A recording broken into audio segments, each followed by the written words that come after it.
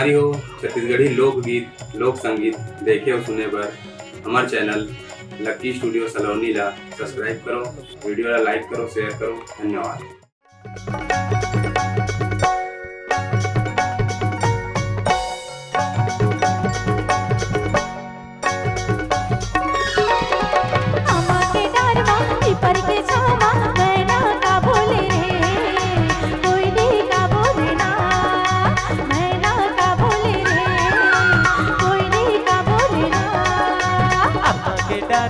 पीपर के छाँव में सुवना का बोले वो, पड़गी का बोले ना, सुवना का बोले वो, पड़गी का बोले ना।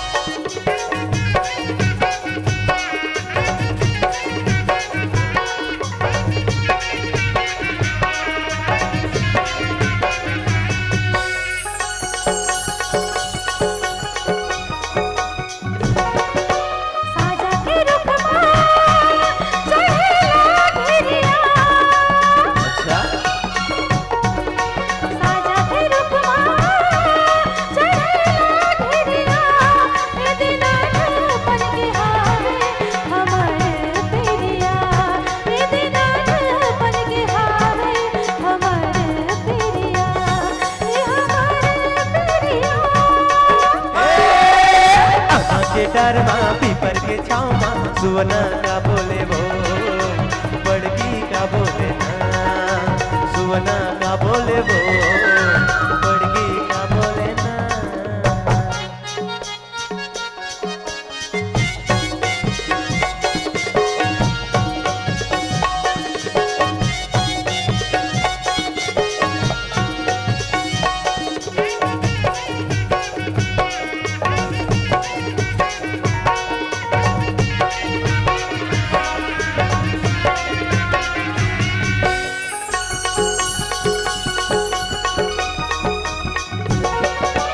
अकेला वाले उड़ाए धुंगिया,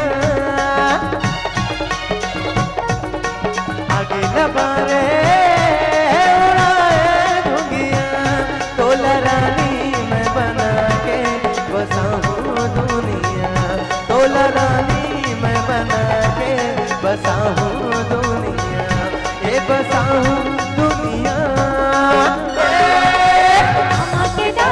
पीपर के छावा मैना का बोले रे, कोई नहीं का बोले ना, मैना का बोले रे, कोई नहीं का बोले ना।